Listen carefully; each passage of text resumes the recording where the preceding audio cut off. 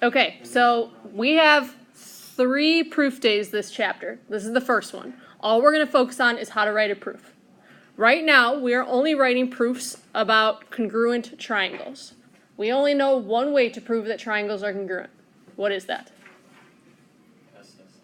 SSS. So all we know is to prove 3 sides congruent. So look at number 1. This one you should be able to do because we've done it in class before. How are we going to start?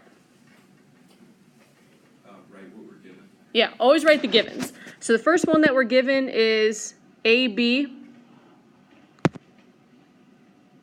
is congruent to CD.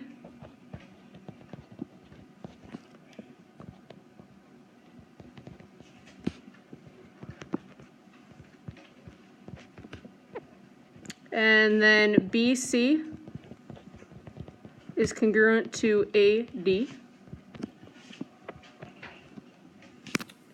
Okay, and then the reason is given for both.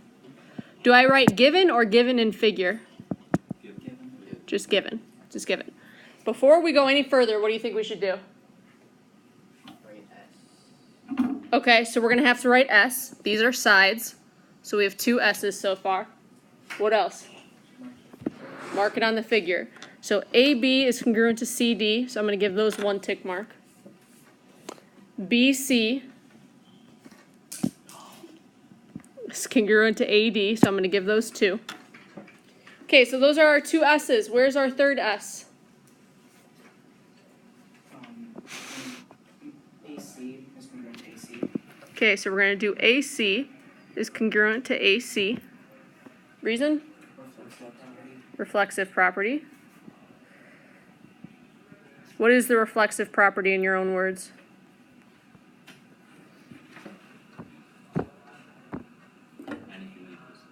Yeah, anything's congruent to itself. So that's right here in the middle, so I'm going to give it 3 tick marks. That's our third S. So now we can say triangle ABC is congruent to triangle CDA by SSS. So that shouldn't be too bad. This is how I want you to write every proof. I want you to mark the sides. I want you to mark the S's so that I know where your S's are coming from. An S actually has to be one side congruent to another. So some of you are marking S's when it's not 2 sides that are congruent, which you can't do. That one should be pretty easy. Let's look at the next one, which is a little tougher. We have 2 givens.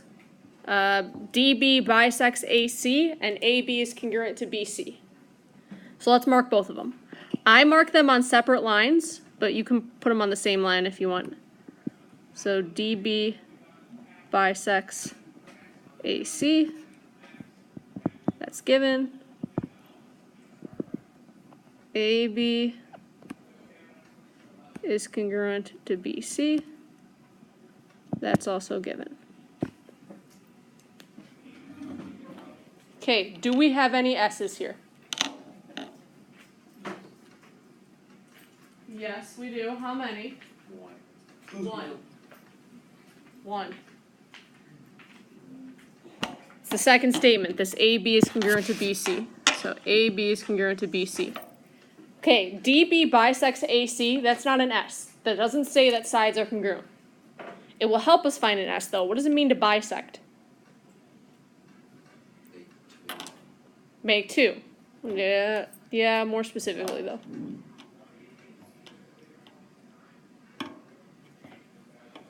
If I bisect a segment, what does that mean? Splits the segment into 2. Yeah, it splits it right down the middle so that we have 2 congruent halves. Okay, so it says DB bisects AC. So AC is cut in half. So which 2 segments are congruent? Yeah. So we can say AD is congruent to DC. Okay, so that's another S. I'm going to mark it on the figure. What's the reason?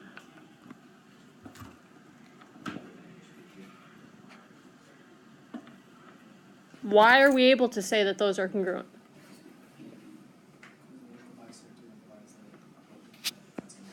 Yeah, it's a bisector. So the way I'm going to write it is definition of bisect.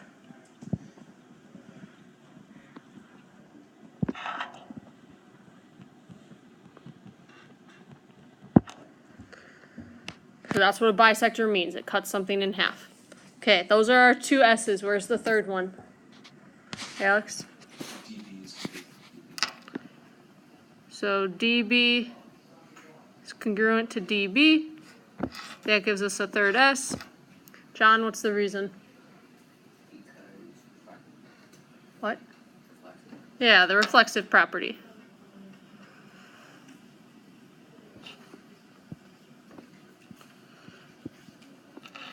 Okay, so I'm going to mark it on the figure with 3 tick marks. I now have 3 pairs of sides that are congruent, so I can say that triangle ADB is congruent to triangle CDB by SSS.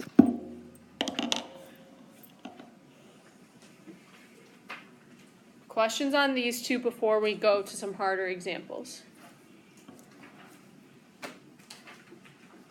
No? Okay, flip the page.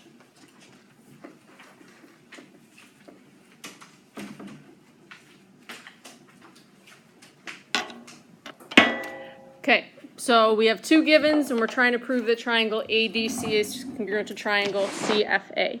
So start by writing your 2 givens. So I have AD is congruent to CF. That's given. And then I have DC is congruent to FA. That's given. Okay. We are looking at triangles ADC and CFA. So I think it might be a good idea if we highlight those triangles. So triangle ADC, that's this triangle right here.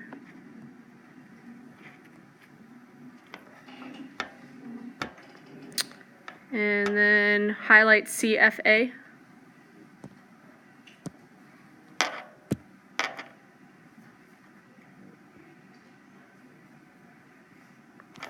Okay, so that helps us notice that we have a little bit of extra information. So we have parts of the triangle that we're not looking at. Okay, so first, AD is congruent to CF. So AD is congruent to CF. Is that an S? Is that a pair of sides? Yes. So we can write an S there. And then we have DC, so like this one right here, is congruent to FA. So this right here. Is that an S? Yes. Okay, we need one more. Where's our third pair of sides? Kaylin? AC is congruent to AC, and what's the reason? Reflexive property.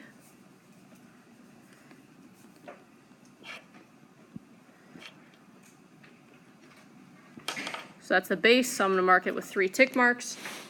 Now our triangles are congruent by SSS. So triangle ADC is congruent to triangle CFA. The reason is SSS.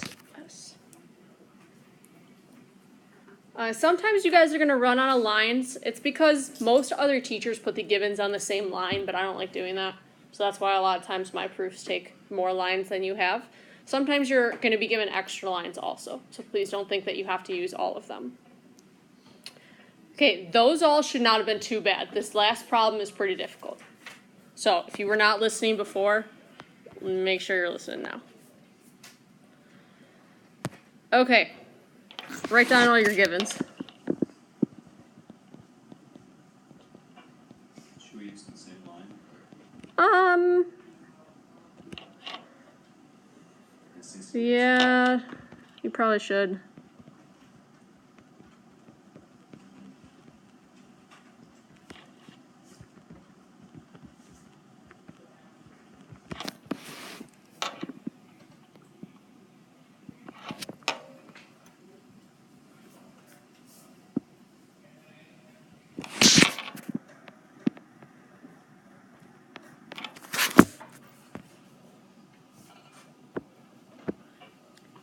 Okay, before we start marking them, I want us to identify which triangles we're supposed to be looking at.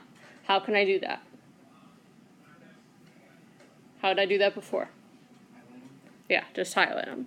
So AFB.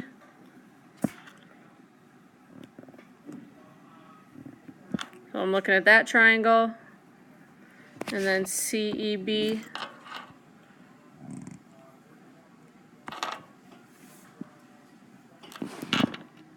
It's right here. Okay, so we know AE is congruent to FC. So AE is congruent to FC. Does that give us an S?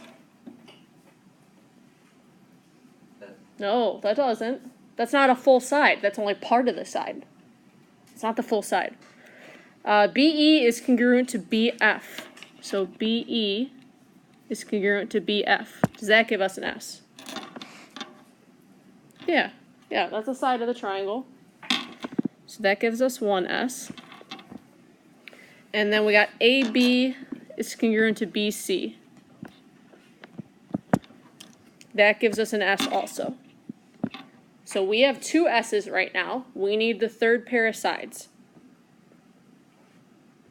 Our third pair of sides is going to be this side AF and this side EC.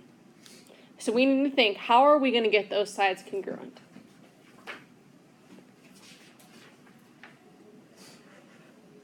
It's kind of hard to write out, but can you tell me why they're congruent? Just the idea of why they would be equal? Kaylin? Because it says that AE is congruent to FC, and then they're both getting that other part with it. So since they're both both of those are congruent, then they would. Exactly. So we were told, this is what Kaylin's saying, we were told AE and FC are congruent. And she's saying to get the full side, they both share this little part. So if they're congruent and I add on the same part, they're still going to be congruent. Now we can't write it like that. It's going to take us a few steps. First thing that you need to do is add EF to both sides. So right now we have AE and we have FC. I want to add EF to both sides. Why am I allowed to do that?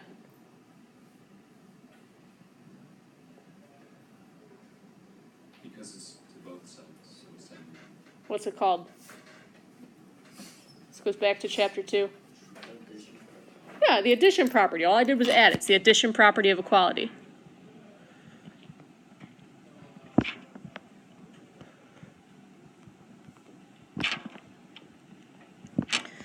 Okay, next thing you need to tell me is why those sides are important. So if I take AE and I add EF, what side do I get? What segment do I get? AF, exactly.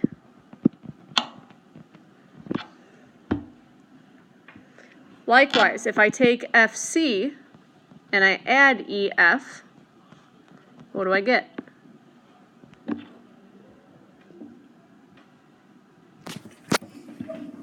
So if I take FC and I add EF, what do I get? EC.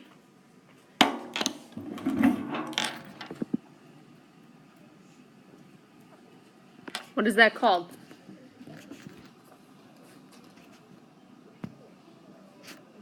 We took two segments, we put them together, we made a bigger segment. Why are we allowed to do that?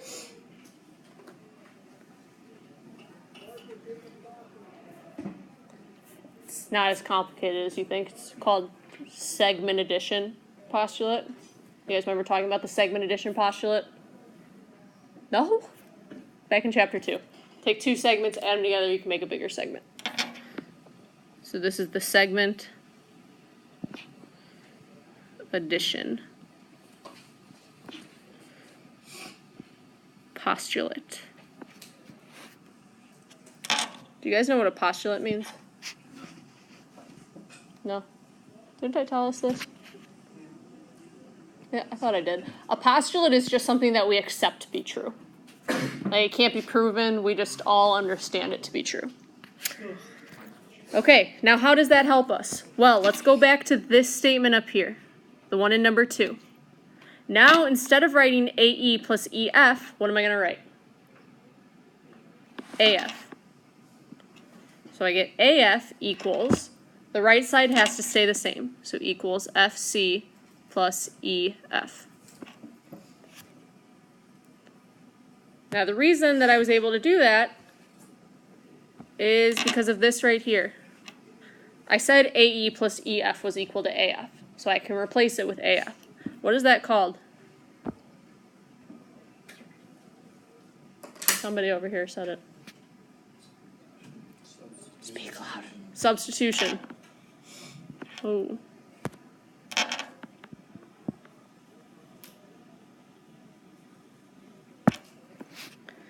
And now it's the same idea. Instead of writing FC plus EF, I already defined that as EC. So now I can say AF is congruent to EC. That's substitution again.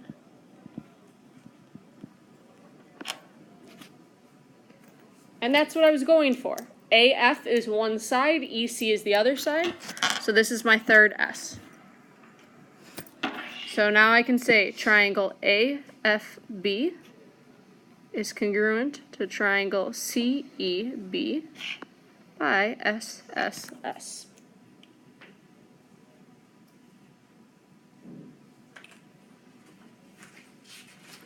How do we feel about that? Does that make sense? At least when we went through it together. On your homework, you have one that's kind of like that.